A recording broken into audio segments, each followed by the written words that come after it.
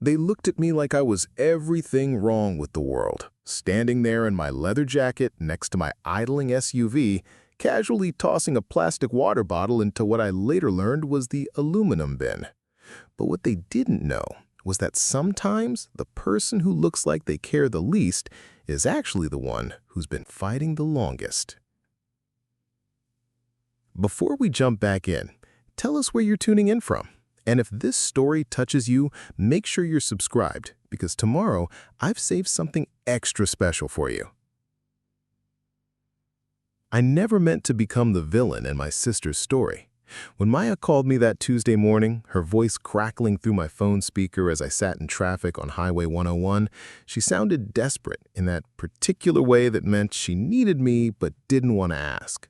Her recycling center was short-staffed again, she said, and could I maybe just come by for an hour to help sort donations while she ran to the bank? Just an hour, she promised. Nothing complicated. I should have known better. Maya's definition of nothing complicated usually involved me ending up covered in some unidentifiable substance while she disappeared for the rest of the afternoon. But she was my sister, and despite our differences about pretty much everything, I loved her enough to say yes. The Coastal Renewal Center sat on the outskirts of Millbrook like a green oasis in a desert of strip malls and fast food chains. Maya had transformed what used to be an old warehouse into something that looked like it belonged in a sustainability magazine. Solar panels gleamed on the roof, rain collection barrels lined the walls, and the parking lot was made from recycled rubber. Even the landscaping was intentional. Native plants that required minimal water, composting bins disguised as artistic installations, and signs everywhere explaining the environmental impact of every choice. I pulled my black Suburban into the first available space and immediately felt like I was committing some kind of crime. Every other vehicle in the lot screamed environmental consciousness. Priuses and Teslas dominated, but there were also a few beat-up sedans covered in bumper stickers about saving the whales and choosing renewable energy. My gas-guzzling monster looked like it belonged in a different century. The irony wasn't lost on me, but it was complicated. More complicated than anyone here would ever know. Walking through the front entrance felt like stepping into another world. The morning light filtered through skylights that Maya had installed herself, casting everything in this warm, golden glow that made even the industrial sorting equipment look beautiful. The air smelled like fresh sawdust and something else I couldn't identify. Something clean and earthy that made you want to breathe deeper. But what struck me most was the energy. Even at 9 in the morning, the place hummed with purpose. Volunteers moved between stations with the kind of focused intensity usually reserved for emergency rooms or newsrooms. College students wearing tie-dye shirts sorted glass by color. A group of retirees carefully dismantled electronics, separating copper from plastic with the precision of surgeons. Near the back, someone was teaching a workshop on composting to a cluster of young parents holding squirming toddlers. And then there was me, standing in the doorway, wearing leather and denim, holding a Starbucks cup that I was suddenly very aware was neither recyclable nor reusable, feeling like I'd wandered into the wrong movie. "Can I help you?" The voice belonged to a young man who couldn't have been older than 25, all earnest eyes and organic cotton t-shirt. His name tag read Connor, and underneath, in smaller letters, Sustainability Intern. He looked me up and down, and I watched his expression shift from helpful to concerned to something approaching horror. "I'm looking for Maya," I said, taking a sip from my coffee cup just to watch him flinch. "She asked me to help out for a bit." Connor's eyebrows practically disappeared into his hairline. "You're Maya's sister? The one who—" He trailed off, apparently realizing that whatever Maya had told them about me probably wasn't something he should repeat to my face. "The one who what?" I asked, though I was pretty sure I knew where this was heading. "Nothing, it's just—" He gestured vaguely at my outfit, my coffee cup, the general concept of me. "Maya didn't mention you were— she said you were different, but—" Different. That was Maya's diplomatic way of saying I was everything she'd spent her adult life fighting against.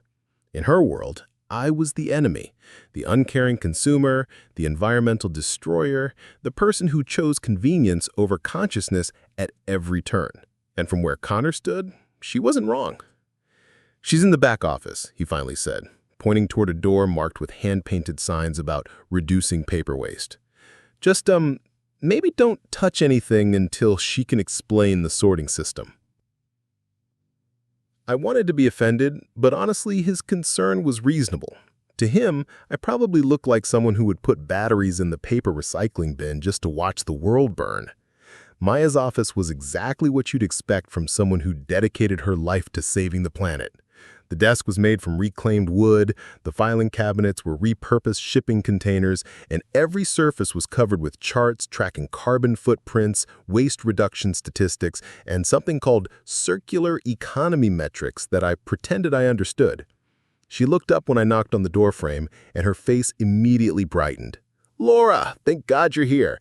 I know this isn't really your thing, but I'm drowning, and you're the only person I trust to not accidentally create a disaster while I'm gone." Maya and I had always been night and day. She was the one who organized neighborhood cleanups in middle school, while I was hot-wiring cars in the school parking lot. She studied environmental science while I got my MBA. She started this recycling center while I built my consulting firm. But despite our differences, or maybe because of them, we understood each other in ways that surprised people. "What do you need me to do?" I asked, finishing my coffee and immediately looking around for a trash can. "Dear God, don't put that in here," Maya said, jumping up to intercept the cup.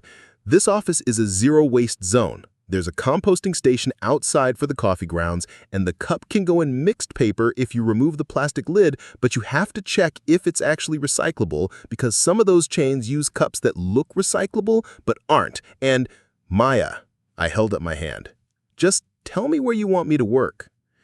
She took a deep breath, the way she always did when she was trying not to lecture me about my life choices. "Right, okay. The donation sorting station is pretty straightforward. People drop off bags of stuff they think is recyclable, and you sort it into the appropriate bins. Most of it is obvious. Bottles here, cans there, paper over there. The tricky stuff, just put in the needs review pile, and someone else will deal with it." It sounded simple enough, though I suspected Maya's definition of straightforward and mine might not align perfectly. "Connor will show you the ropes," she continued, grabbing her keys in a canvas bag that probably had its own environmental impact statement. "I'll be back in 2 hours, 3 at most. Try not to traumatize the volunteers." "I'll do my best not to reveal my complete lack of environmental consciousness," I said dryly. Maya paused at the door and gave me a look I couldn't quite read. "You know, Laura, sometimes I think you're more complicated than you let people believe." And then she was gone, leaving me alone with Connor and a warehouse of people who were about to discover that Maya's sister was everything they'd been taught to hate. "Okay, so the most important thing is to remember that contamination is the enemy," he began, launching into what was clearly a well-rehearsed speech. "One piece of food waste in a paper bin can ruin an entire batch. One piece of the wrong type of plastic can shut down a recycling facility's machinery. Every decision matters because it affects the entire system downstream."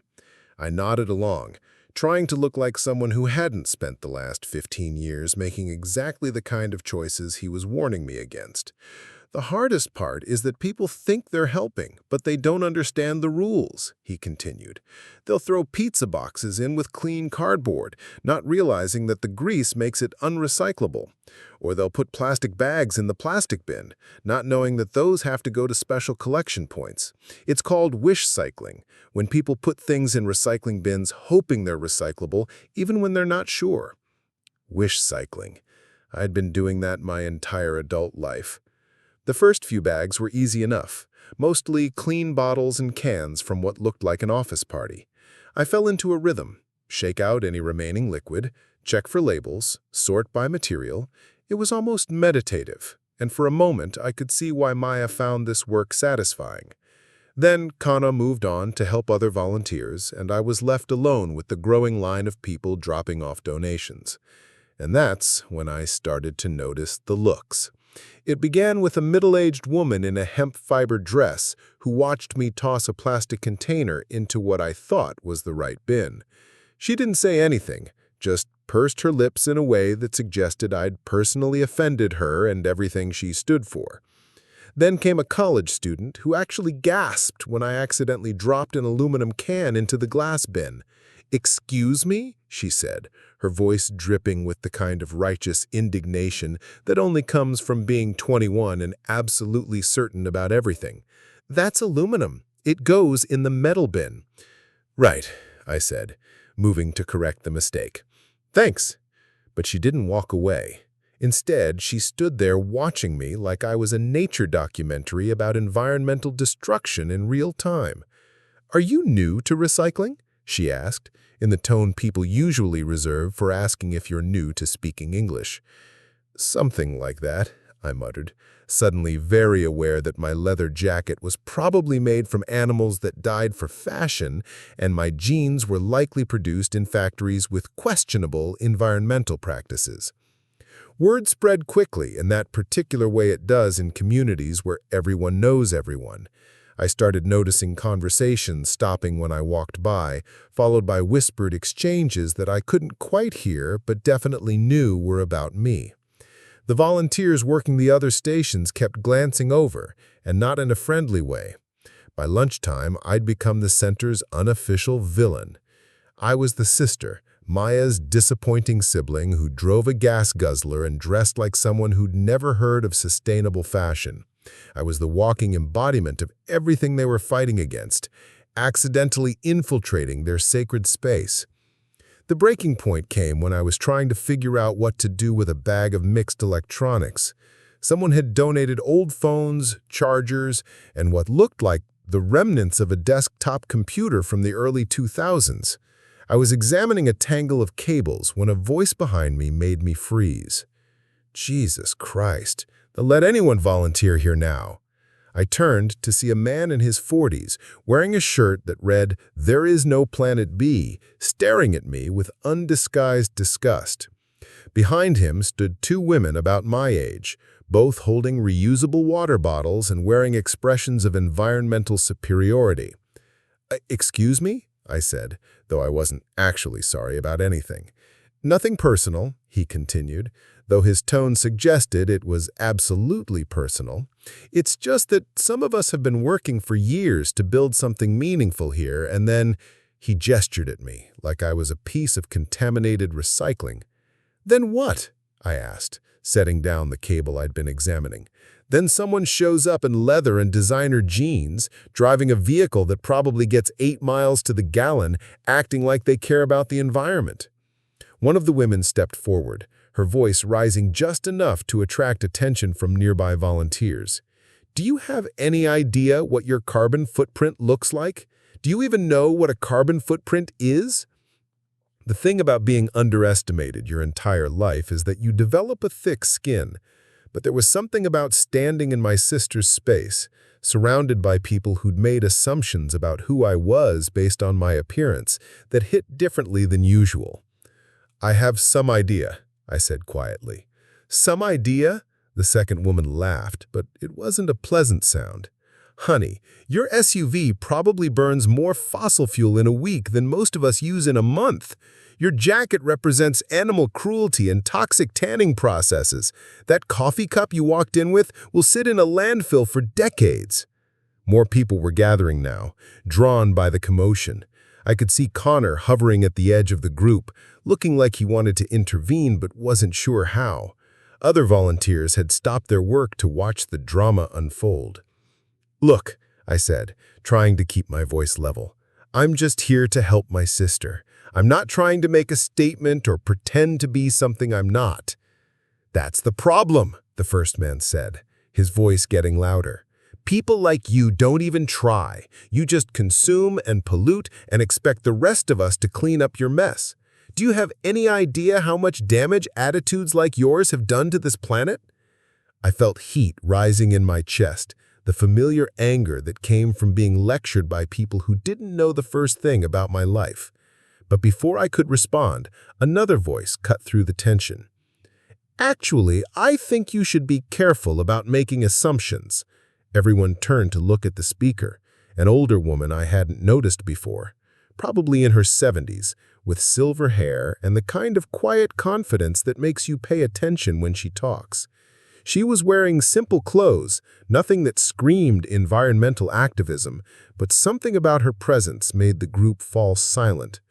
"I've been watching her work for the past hour," the woman continued, stepping closer to our little circle.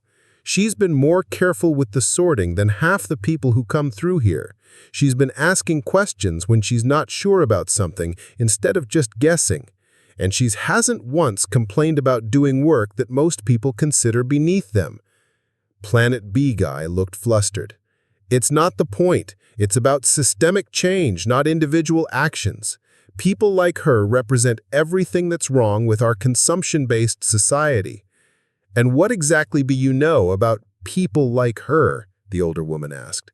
"What do you know about her work, her values, her contributions to environmental causes? Or are you just judging based on what she's wearing?"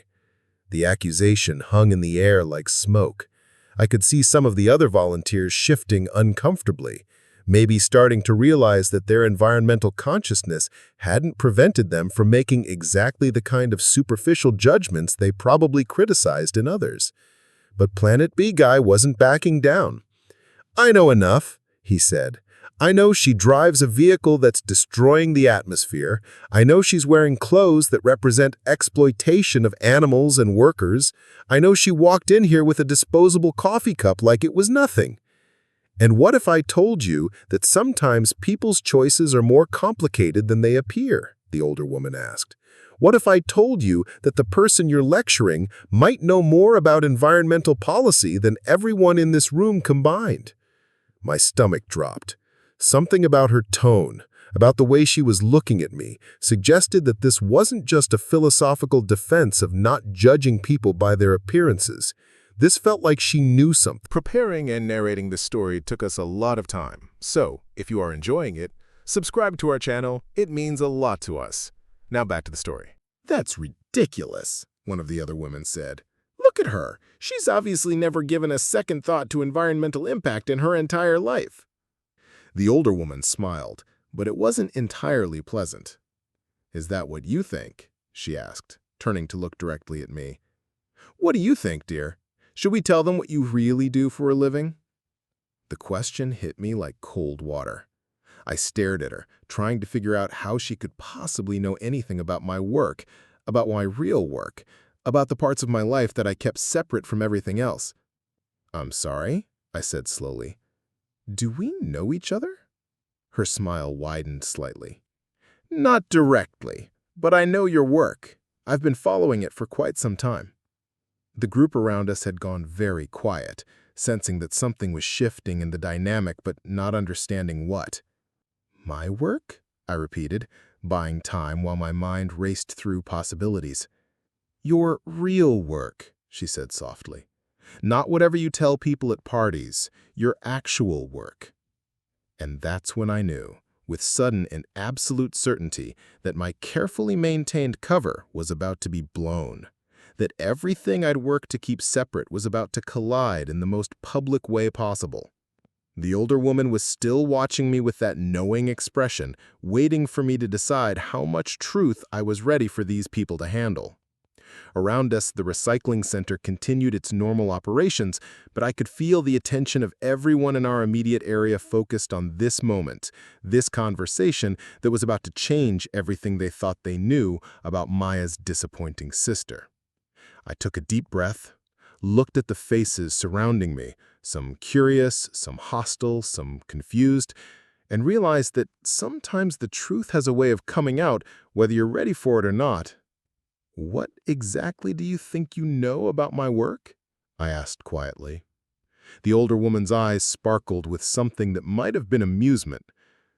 "Why don't we start with your real name, General Wilson?"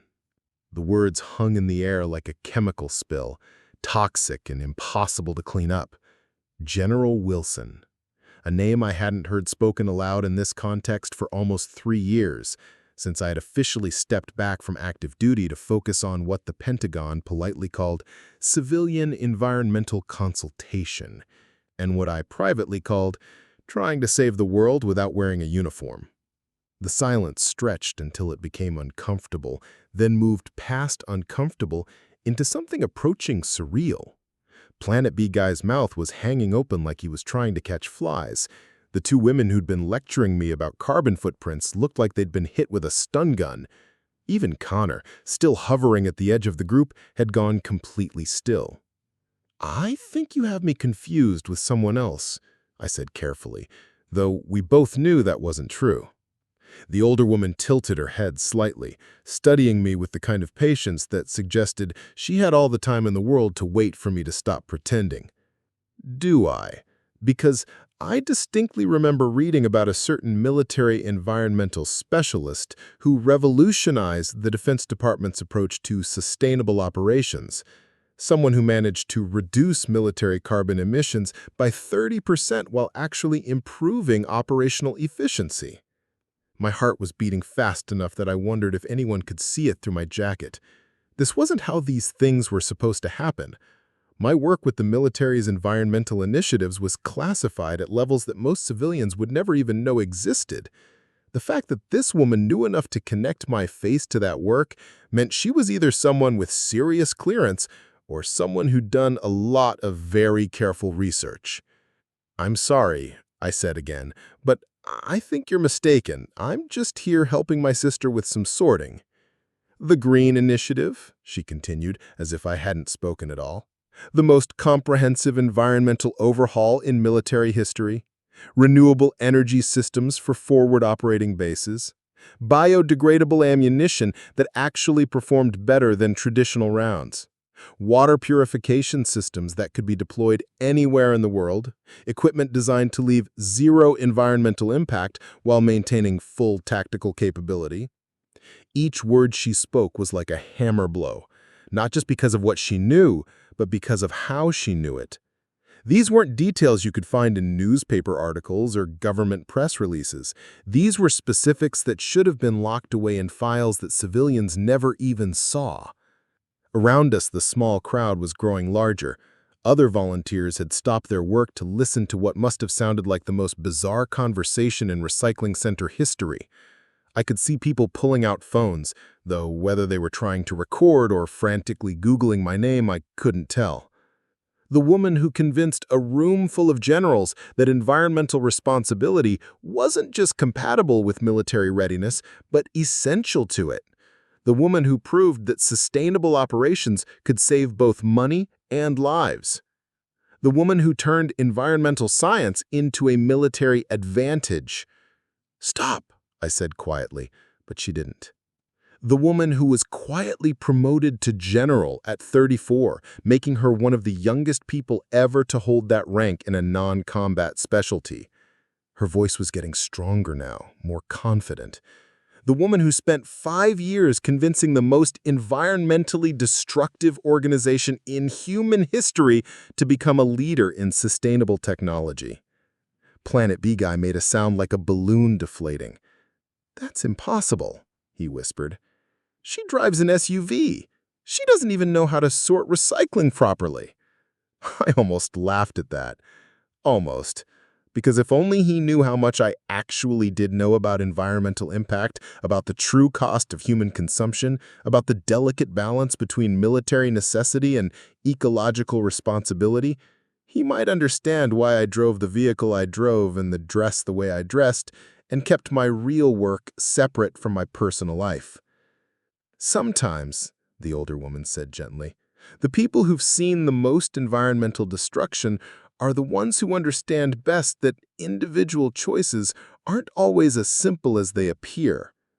"This is insane," one of the women said, shaking her head like she could physically reject the information being presented. "You're telling us that this woman, who walked in here looking like she's never recycled anything in her life, is some kind of environmental hero? I'm telling you that appearances can be deceiving.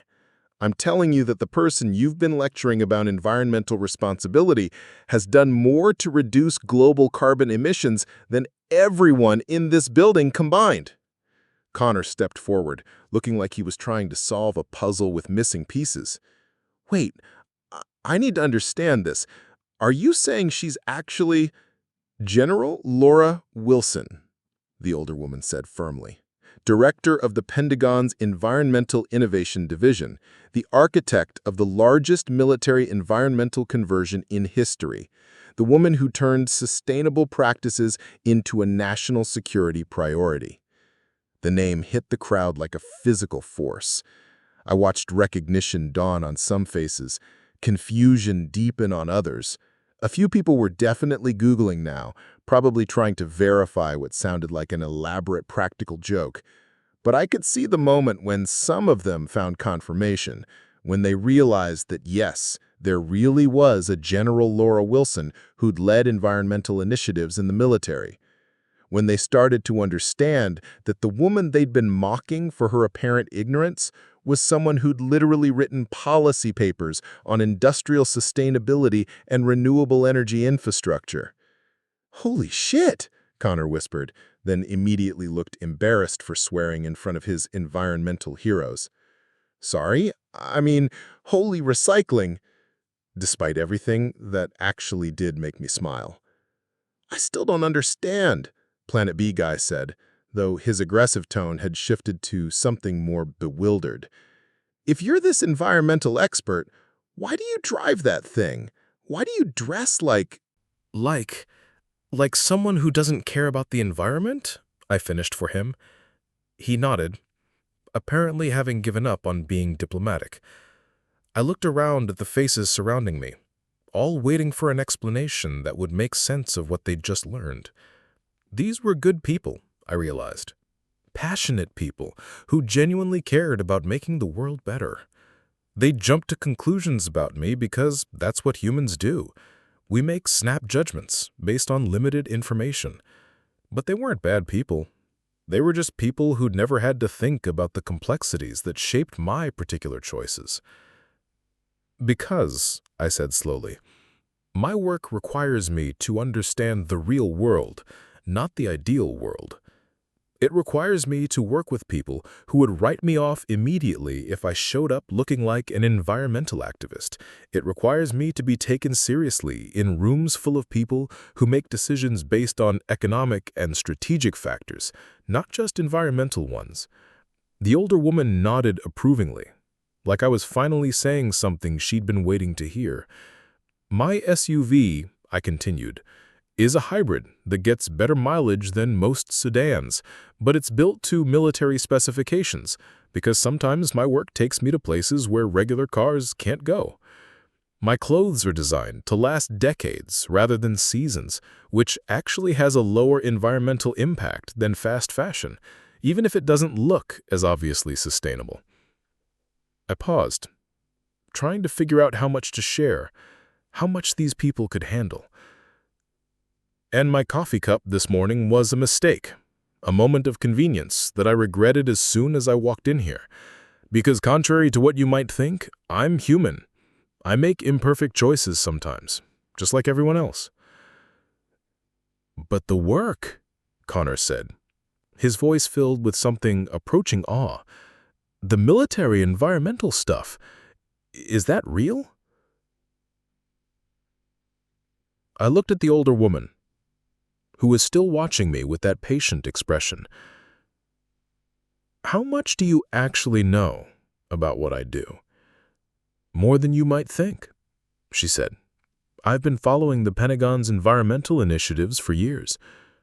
I know about the renewable energy projects, the sustainable base designs, the biodegradable materials research. I know about the fights you had with contractors who didn't want to change their methods. I know about the congressional hearings where you had to defend spending money on environmental technology when people thought it should all go to weapons." She stepped closer, lowering her voice slightly. "I also know about the projects that haven't been made public yet, the ones that are still classified, the ones that could change everything about how military operations interact with the environment." My blood went cold. If she knew about the classified projects, then she was either someone with serious governmental connections or someone who represented a serious security risk. Either way, this conversation had just moved far beyond embarrassing revelation into potentially dangerous territory. "Who are you?" I asked quietly. She smiled, and for the first time since this conversation started, she looked genuinely pleased. "Dr. Margaret Chen, Director of the Federal Environmental Policy Institute. I believe you know my daughter." The world tilted slightly. Dr. Margaret Chen. Maya's mother. The woman who'd spent 30 years studying environmental policy, who'd written half the foundational papers on sustainable government operations, who'd been quietly advising presidential administrations on environmental strategy since before I was born.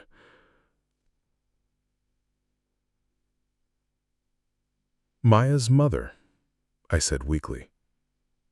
Maya's mother, who has been very curious about her sister's real work for quite some time. Maya doesn't know?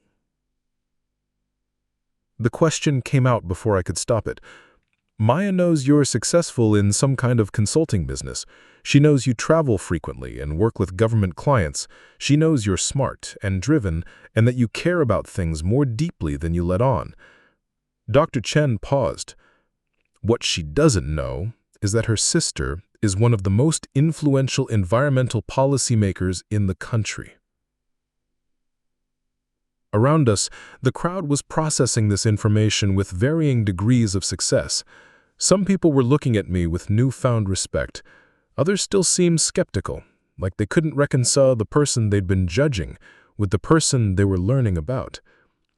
"This is a lot to take in," one of the women said finally. "I mean, if you're really this environmental expert, why didn't you just say so when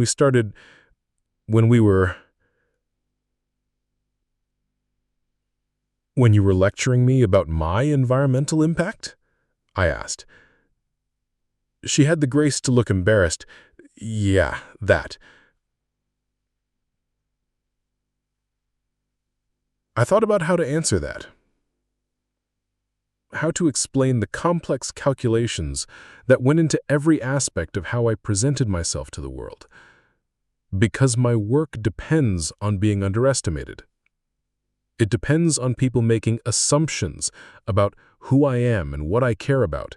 It depends on being able to walk into a room full of military contractors or weapons manufacturers or oil company executives and have them see someone they think they understand, someone they think they can dismiss or manipulate. And then you change their minds, Connor said, beginning to understand. It involves compromises that would break Maya's heart. It involves working with people who've done terrible things to the environment, helping them find ways to do slightly less terrible things. It involves celebrating wins that feel like losses, like when I convince a military base to reduce their carbon emissions by 20% and everyone acts like it's a victory, even though we all know 20% isn't nearly enough. But it's still progress, Dr. Chen said gently. It's still progress, I agreed, but it's not the kind of progress that fits well with Maya's vision of how change happens. She believes in transformation through education and inspiration and community action. I believe in transformation through policy and regulation and economic pressure. We're fighting the same war, but we're fighting it from different fronts. The crowd around us had grown larger, and I realized that our conversation had attracted the attention of nearly everyone in the recycling center. Volunteers had stopped their work to listen.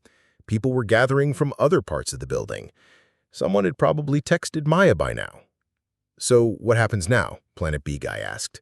He looked genuinely confused, like his entire worldview had been rearranged in the span of 20 minutes. "Now," Dr. Chen said, "you all learn something important about making assumptions based on appearances. And maybe you think a little more carefully before you decide who deserves to be judged and who deserves to be welcomed. And maybe, I added, you remember that environmental activism comes in many forms. Some people sort recycling and teach composting workshops and drive electric cars. Other people work within systems that seem incompatible with environmental values, trying to change those systems from the inside. Both approaches matter, Dr. Chen said. Both approaches are necessary, and both approaches require different kinds of sacrifices and different kinds of courage.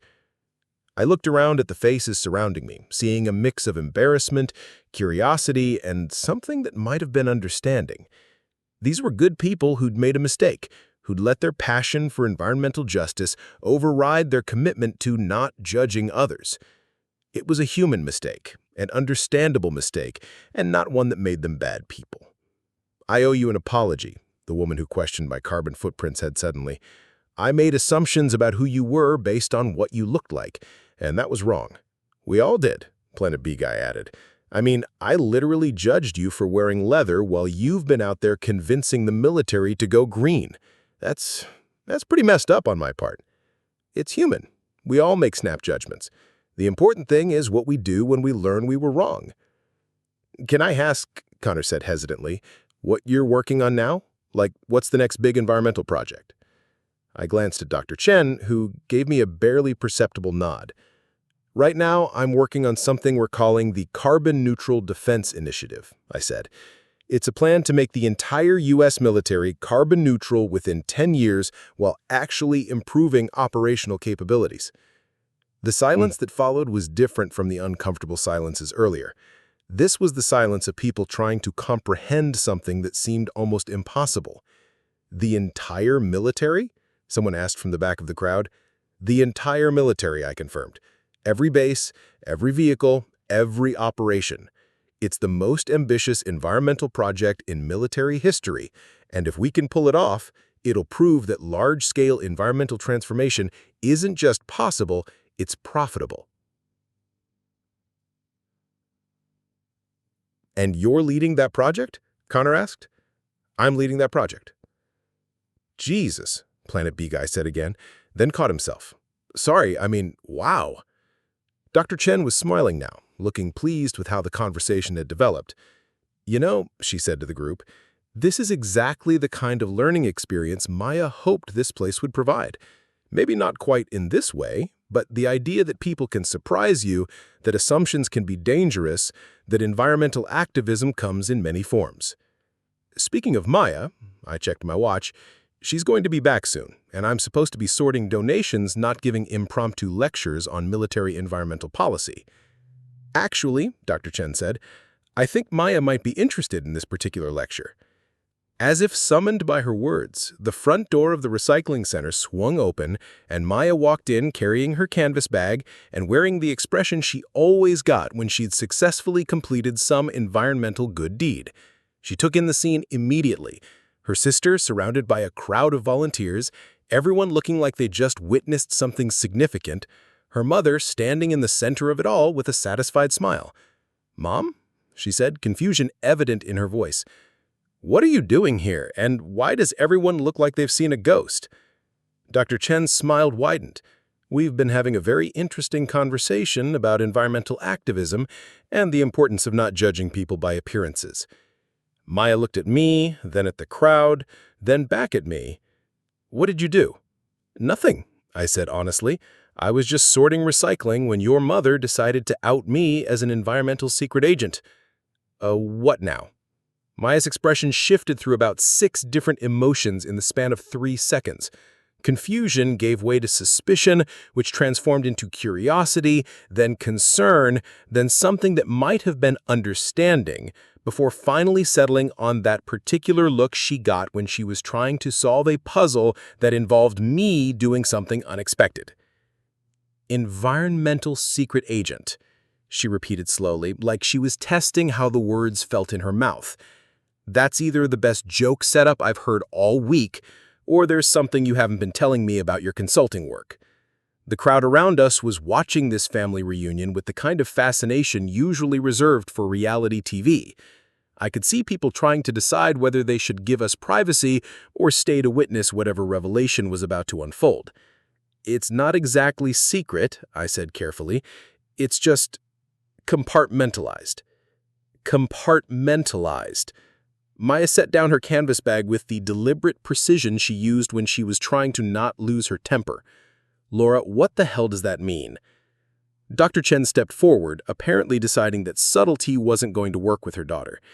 It means your sister is General Laura Wilson, and she's been running the Pentagon's environmental initiatives for the past 5 years. Maya stared at her mother, then at me, then back at her mother. I'm sorry, what? The Green Initiative, Connor offered helpfully. She's the one who convinced the military to go sustainable. The woman who reduced Defense Department carbon emissions by 30%, added one of the volunteers who'd been quietly Googling during our conversation. The architect of the Carbon Neutral Defense Initiative? Dr. Chen said with obvious pride. Maya sat down heavily on one of the folding chairs near the donation station. You're telling me that my sister, who drives a gas-guzzling SUV and can't remember which bin aluminum cans go in, is some kind of environmental policy genius? Hey, I protested. I figured out the aluminum can thing eventually. Laura. Maya's voice had that tone she used when she was trying very hard to be patient. I need you to explain this to me like I'm 5 years old, because right now I feel like I'm in some alternate universe where everything I thought I knew about my own family is wrong. I looked around at the crowd of faces, all waiting for me to provide some kind of explanation that would make sense of the contradiction between who they thought I was and who I apparently actually was. The problem was that explaining my work meant explaining why I kept it secret from Maya, and that meant getting into territory that was going to be complicated and probably painful. Can we maybe have this conversation somewhere a little more private? I asked. No, Maya said firmly. These people have been working with me for months, some of them for years. They're my community, my friends, my chosen family. If my actual family has been lying to me about something this important, I think they deserve to understand why. There was hurt in her voice underneath the confusion, and I realized that my careful compartmentalization had done exactly what I'd been trying to avoid. I'd protected Maya from the complexities of my work, but in doing so, I'd made her feel like I didn't trust her enough to share something that was clearly a huge part of my life. I wasn't lying, I said softly. I was just editing. Editing. Maya repeated the word like it tasted bitter. You were editing the truth about your career, your achievements, your entire professional identity. Because I thought it would be easier, I said, immediately realizing how inadequate that sounded. Easier for who? That was the question I'd been avoiding asking myself for years. Easier for Maya, I'd told myself. Easier for our relationship. Easier for the uncomplicated dynamic we'd built where she was the environmental idealist and I was the pragmatic sister who supported her dreams without really understanding them. But standing there, looking at the hurt and confusion in her eyes, I realized that maybe it had really been easier for me. Easier to keep my two worlds separate. Easier to avoid having to explain the compromises and contradictions that defined my work. Easier to let Maya see me as someone simple, rather than someone complicated. I thought it would be easier for both of us, I said finally. I thought if you knew what I really did, it would complicate things between us. How? Maya demanded. How would knowing that my sister is fighting for the same things I believe in complicate our relationship? Because I'm not fighting for the same things you believe in, I said, the words coming out harder than I'd intended. Not really. Not in the way you think. The recycling center had gone completely quiet now. Even the background hum of sorting equipment seemed muted, like the building itself was holding its breath. What do you mean? Maya asked.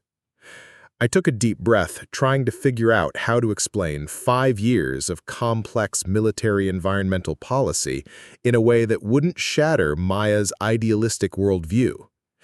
You believe in transformation through education and inspiration. You believe that if people understand the environmental crisis, they'll change their behavior. You believe that individual choices matter, that consumer power can force corporations to change, that grassroots movements can create systemic change. Maya nodded slowly. And you don't? I believe those things matter, I said carefully, but I also believe they're not enough. Not fast enough, not comprehensive enough, not powerful enough to address the scale of the problem we're facing. I gestured around the recycling center, with its careful sorting systems and educational displays and passionate volunteers. This place is beautiful, Maya. What you've built here is meaningful and important, and it makes a real difference in people's lives. But it's not going to save the planet. I could see the words hitting her like physical blows, and I wanted to take them back, but they were also true, and she deserved the truth. The planet is going to be saved by policy changes and regulatory frameworks and economic incentives that make environmental destruction unprofitable. It's going to be saved by convincing the largest polluters to change their operations, not by convincing individual consumers to recycle more carefully. So, you work with the military, Connor said, beginning to understand. Because they're one of the largest polluters. Because they're the largest single consumer of fossil fuels in the world. Because their environmental impact dwarfs everything else. Because if you can make the military sustainable, you prove that any organization can be sustainable.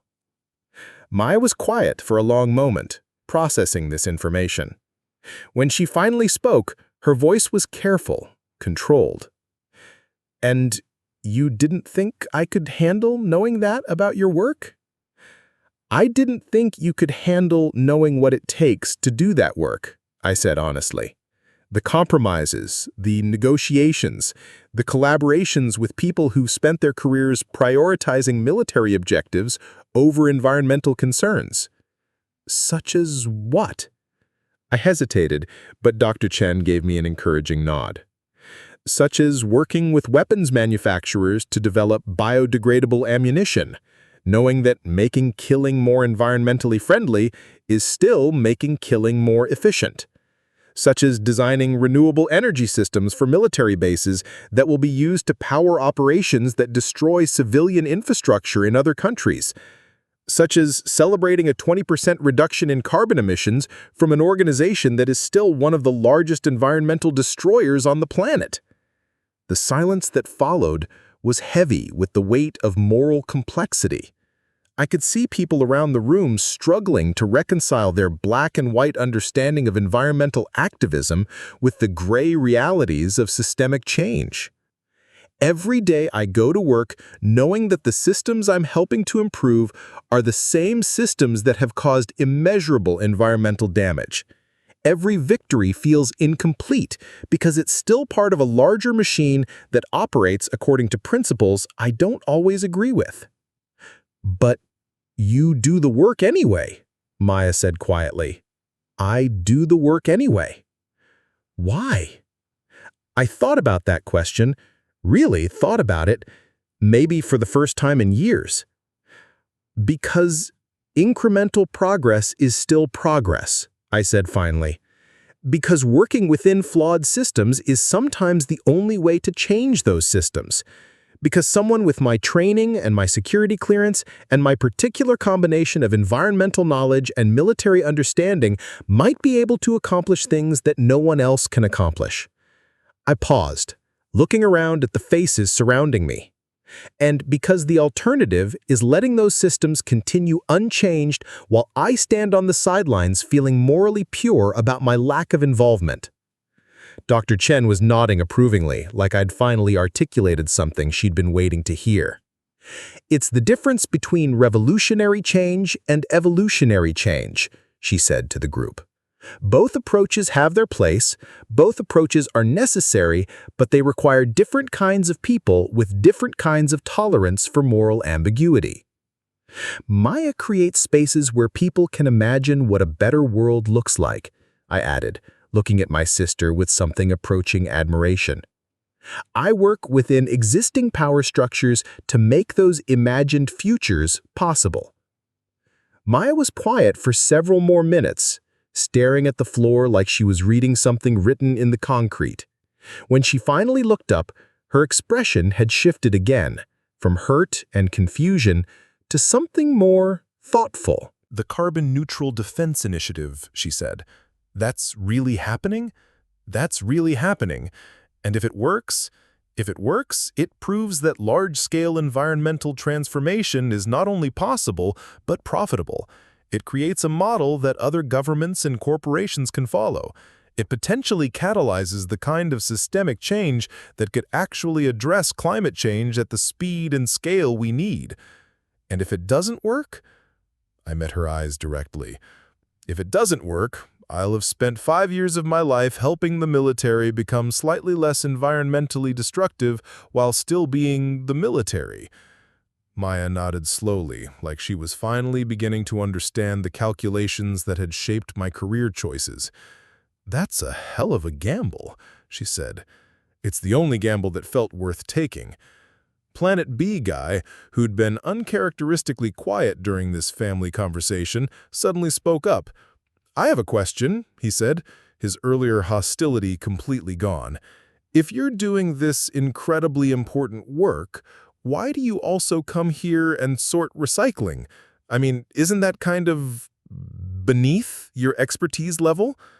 Maya and I looked at each other, and for the first time since this conversation started, I saw a flicker of the understanding that had always existed between us, even when we didn't understand each other's choices.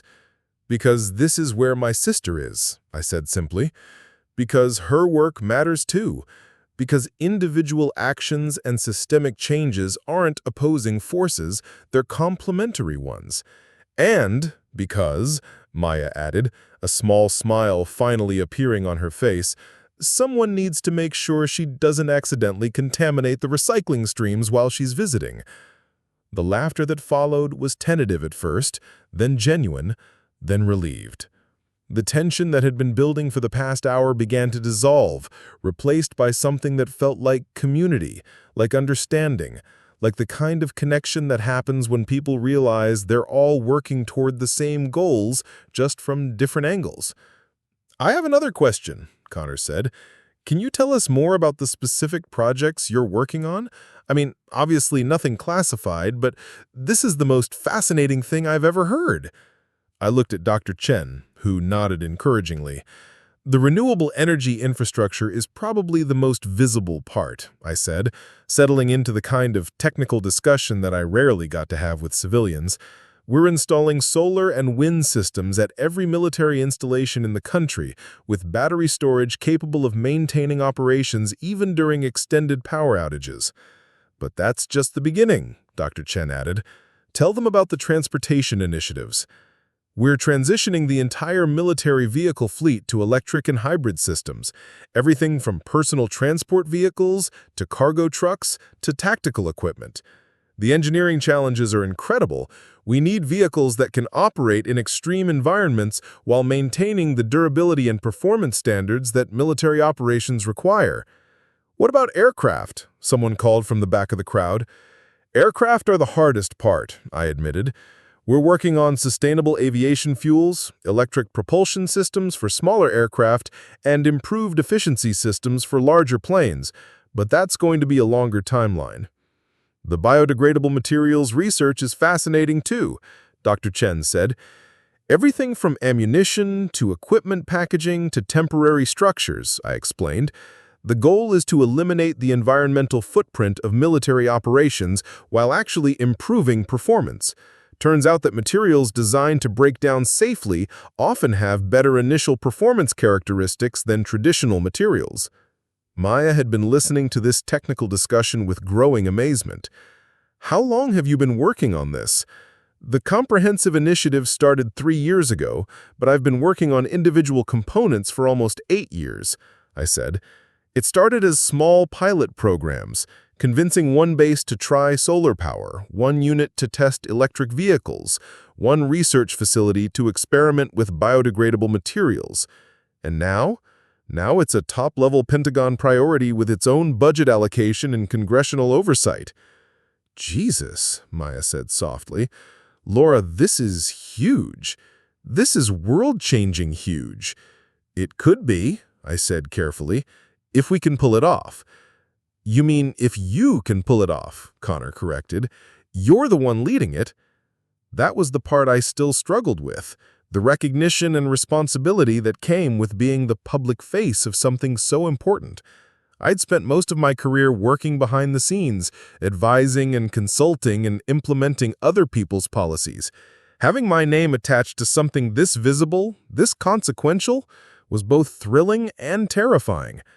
I'm leading the policy implementation, I said, but this isn't something any one person could accomplish alone.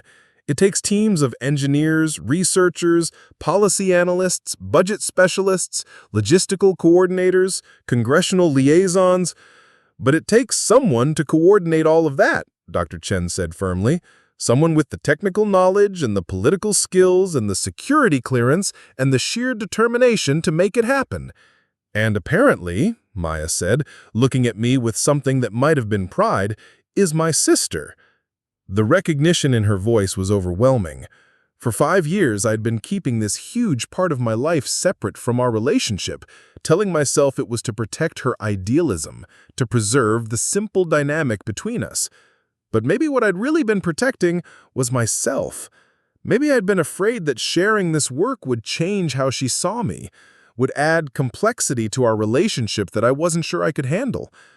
I'm sorry I didn't tell you. I'm sorry I let you think I was just some generic business consultant who didn't care about the things you care about. Maya stepped forward and, without warning, wrapped me in a kind of hug that makes you realize how much tension you'd been carrying in your shoulders. She said into my ear, "I'm not mad that you didn't tell me. I'm mad that you thought you had to carry all of this alone." When she pulled back, there were tears in her eyes, but she was smiling. "Do you know how proud I am of you right now? Do you know how proud I've always been of you?" I replied. The crowd around us had grown larger as word spread through the recycling center about the revelation unfolding near the donation station. But instead of feeling intrusive, it felt supportive, like we were surrounded by a community that understood both the importance of environmental work and the complexity of doing that work in the real world. "So what happens now?" Planet B guy asked. "I mean, do you keep coming here to sort recycling, or do you go back to your secret government environmental lab?"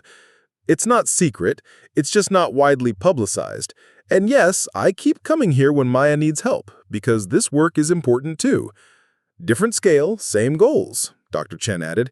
"Different methods, same values.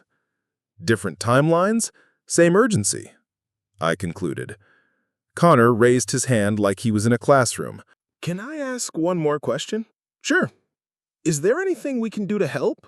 I mean, obviously, we're not going to be making policy for the Pentagon, but is there any way that what we're doing here connects to what you're doing there?" I thought about that question seriously. It was something I'd wondered about myself, whether there were ways to bridge the gap between grassroots environmental activism and policy-level environmental change. "Actually, yes," I said. "One of the biggest challenges we face is proving that sustainable practices can work at scale without sacrificing efficiency or performance. Places like this, successful local environmental initiatives, are proof of concept for larger implementations." "How so?" Maya asked. "Every time someone figures out how to make recycling more efficient, or discovers a new use for waste materials, or develops a better system for sustainable operations, that information can be scaled up and applied to larger organizations," I explained. "The innovations that happen in places like this recycling center often become the foundation for policy changes that affect entire industries." "So our work feeds into your work," Connor said, understanding dawning in his voice. "Our work feeds into each other's work," I corrected.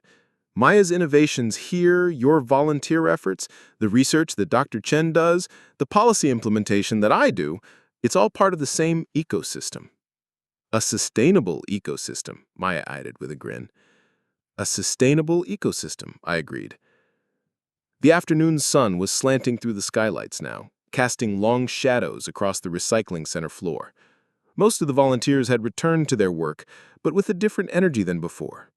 Conversations were more animated, connections were being made between individual actions and systemic changes, and there was a sense of shared purpose that hadn't been there before.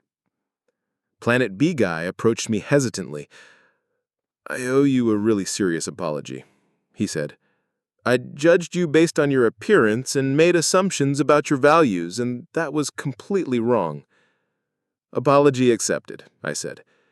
"But don't beat yourself up too much about it. We all make assumptions based on limited information. The important thing is that you're willing to adjust those assumptions when you learn new information." "Still," he said, "I called you everything that's wrong with consumption-based society." "To be fair," I said, "I do drive an SUV and wear leather and occasionally buy coffee in disposable cups. Those aren't necessarily the best environmental choices." "But you make those choices in the context of doing work that has massive positive environmental impact," Connor pointed out. "Which brings us back to the complexity of individual choices," Dr. Chen said. "Sometimes the most environmentally responsible thing you can do is make personally suboptimal choices that enable you to create systemic change. Sometimes being an effective environmental activist means not looking like an environmental activist," Maya added, clearly processing this idea in real time. "Sometimes," I agreed, though I should probably work on the coffee cup thing regardless. As the afternoon wore on, I found myself settling into the work I'd originally come to do, sorting donations with Maya and her volunteers. But the atmosphere was completely different now. Instead of suspicious glances and whispered criticisms, people approached me with questions about environmental policy, about career paths and sustainability, about the connections between individual actions and systemic change. It wasn't the quiet, anonymous help I had originally planned to provide, but it was something better. It was real engagement, genuine connection, the kind of community involvement that I'd kept separate from my professional life for too long. When Maya finally declared the day officially over, the recycling center had processed more donations than usual, hosted an impromptu educational session on environmental policy, and somehow transformed from a place where I felt like an outsider to a place where I felt like I belonged. "Same time next week?" Maya asked as we locked up the building. "Same time next week." "And, Laura," she added as we walked toward the parking lot, "next time, maybe lead with the general thing. It might save everyone some confusion." "Next time," I said, looking back at the recycling center, at the solar panels glinting in the late afternoon sun, at the signs promoting sustainable living and environmental responsibility, maybe I won't need to hide behind anything at all. Because sometimes the most powerful thing you can do is let people see exactly who you are, contradictions and complications and all. Sometimes being underestimated is useful, but being understood is better. And sometimes the gap between who people think you are and who you actually are isn't a protective barrier, it's just a missed opportunity for connection. The woman who walked into the recycling center that morning was Maya's sister, the disappointing sibling who didn't seem to care about the environment. The woman who walked out was still Maya's sister, but now she was also General Wilson, environmental policy architect, and proof that activism comes in many forms. Both versions were true. Both versions were necessary. And both versions, finally, could exist in the same space. 3 months later, the Coastal Renewal Center had become something I never expected it to be. A place where I could just be myself. Not the carefully constructed professional persona I wore to Pentagon meetings, not the deliberately understated sister I'd been to Maya, but some authentic combination of both that felt more real than either version alone. The changes had been gradual but unmistakable. Word had spread through Millbrook's environmental community about the military policy expert who volunteered at the local recycling center. And with it came new kinds of conversations, new connections, new possibilities for collaboration between grassroots activism and institutional change. I was sorting electronics on a Saturday morning when a familiar voice made me look up from a tangle of old charging cables. General Wilson? The woman at my workstation was probably in her 50s, wearing the kind of professional attire that suggested government work. She had the bearing of someone accustomed to authority, but her expression was uncertain, almost shy. "Just Laura here," I said, setting down the cables. "Can I help you?" "I'm Director Sarah Martinez from the Regional Environmental Protection Agency. I've been following your work with the Defense Department, and I was wondering if we could talk." This had been happening more frequently since the word got out about my real job. Environmental officials, academic researchers, policy advocates, and corporate sustainability directors had been finding excuses to visit Maya's recycling center, hoping to catch me during volunteer hours for informal conversations that couldn't happen through official channels. "What can I do for you?" I asked, wiping my hands on a shop towel. "We're developing new regulations for federal environmental compliance, and frankly, we're struggling with implementation strategies that don't cripple operations. Your success with military conversion has been remarkable, and we're hoping to learn from your approach." Maya appeared beside us, carrying the clipboard and wearing the expression she got when she was trying to manage multiple complex logistics simultaneously. "Laura, sorry to interrupt, but we've got that high school group coming for the educational tour in 20 minutes, and Connor called in sick, so I need you to—" She paused, noticing Director Martinez. "Oh, I'm sorry, I didn't realize you were in a meeting." "Not a meeting," I said. "Director Martinez was asking about environmental compliance strategies." "For federal agencies," the director added, looking between Maya and me with interest. "I have to say, Ms. Chen, what you've accomplished here is impressive. The efficiency metrics, the community engagement, the innovative sorting systems, this operation could serve as a model for municipal recycling programs." Maya's face lit up with the kind of pleasure she got when someone truly understood what she'd built here. "Thank you. We've been experimenting with some new approaches to community education and waste stream optimization." "Which brings me to my real question," the director said, looking at both of us. "Have you ever considered what this facility could accomplish with federal partnership? Grant funding, technical support, expanded capacity?" The question hung in the air between us. I could see Maya processing the implications, the possibilities, the potential complications. "What kind of partnership?" I asked carefully. "A pilot program for community-based environmental initiatives. Federal funding for facilities like this with performance metrics and scalability studies that could inform national policy on waste management and community environmental education."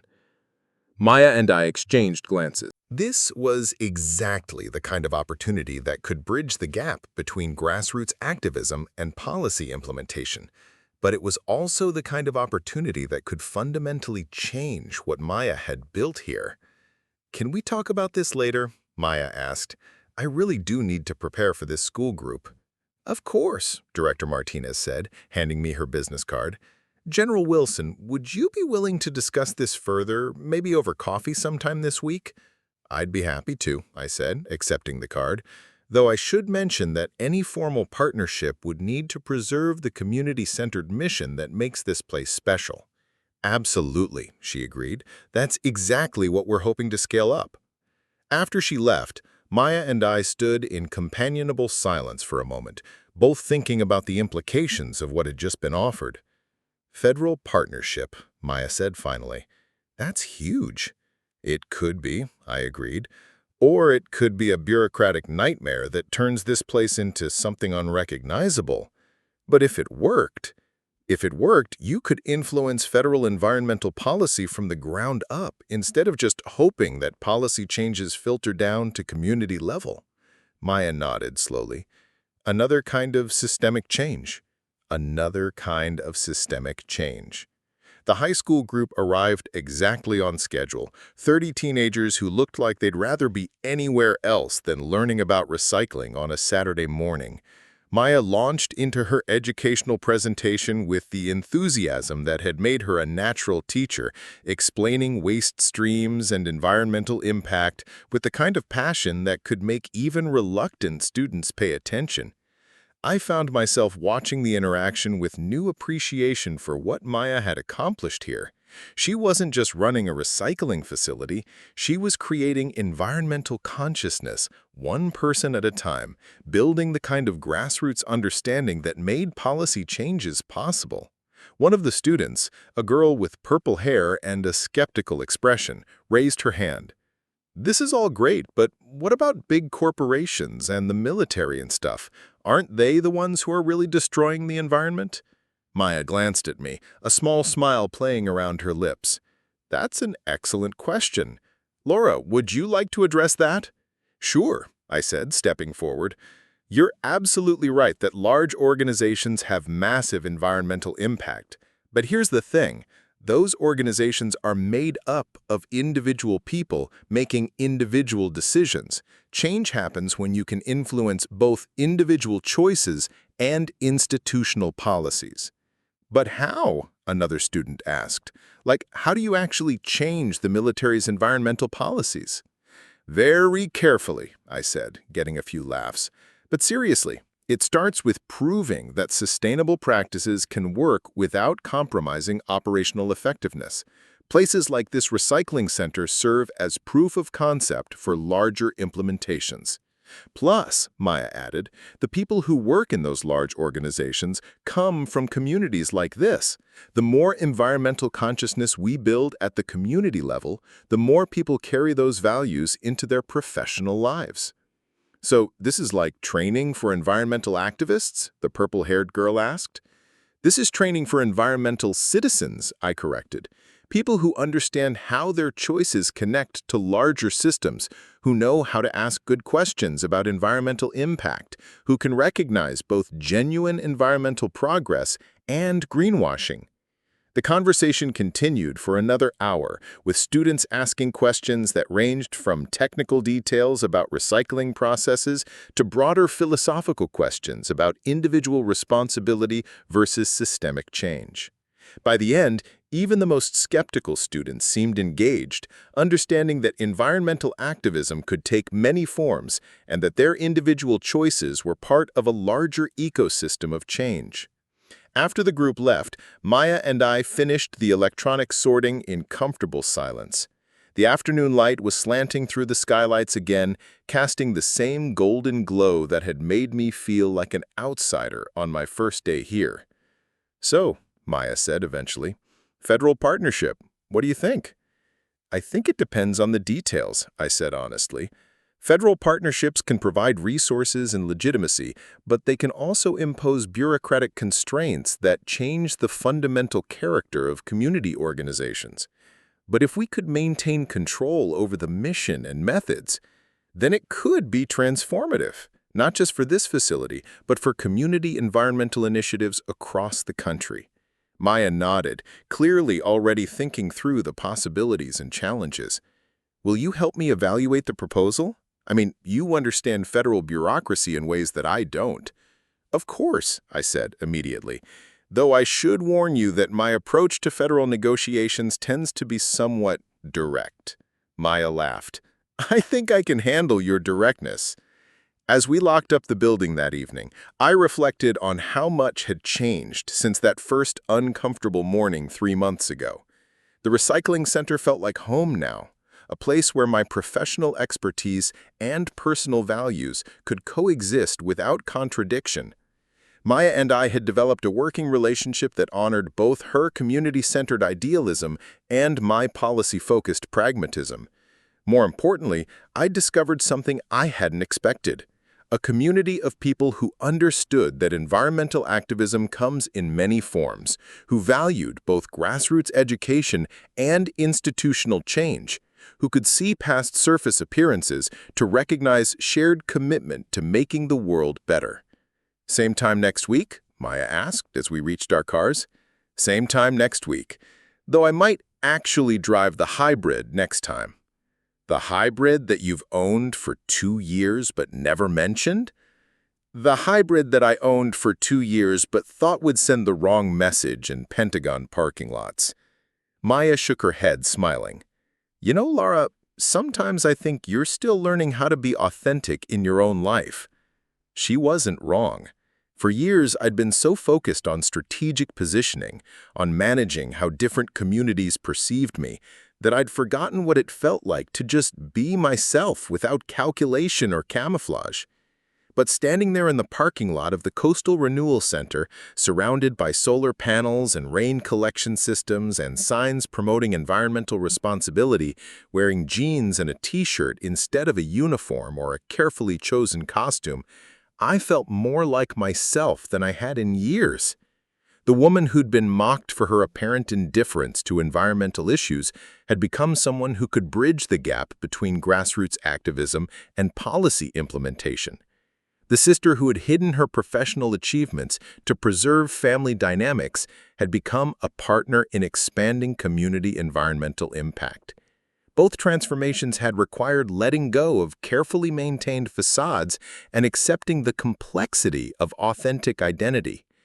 Sometimes the most powerful thing you can do is stop hiding parts of yourself, even when those parts seem contradictory. As I drove home that evening, past strip malls and fast food chains that were slowly being supplemented by businesses committed to sustainable practices, I thought about the conversation with Director Martinez and the possibilities it represented. Federal partnership could transform not just Maya's recycling center, but the entire model of how environmental change happens at the intersection of community action and institutional policy. It was exactly the kind of systemic opportunity that my professional work had been building toward, and exactly the kind of community-centered approach that Maya's activism embodied. For the first time in my career, I could see a path that didn't require choosing between idealism and pragmatism, between individual action and institutional change, between who I was and who I needed to be. Sometimes the person who looks least likely to care about the environment turns out to be fighting the hardest for environmental change. Sometimes the most effective activists are the ones who don't look like activists at all. And sometimes the greatest impact comes not from hiding your complexity, but from finding communities that can embrace all the contradictory parts of who you really are. Up next, you've got two more standout stories right on your screen. If this one hit the mark, you won't want to pass these up. Just click and check them out.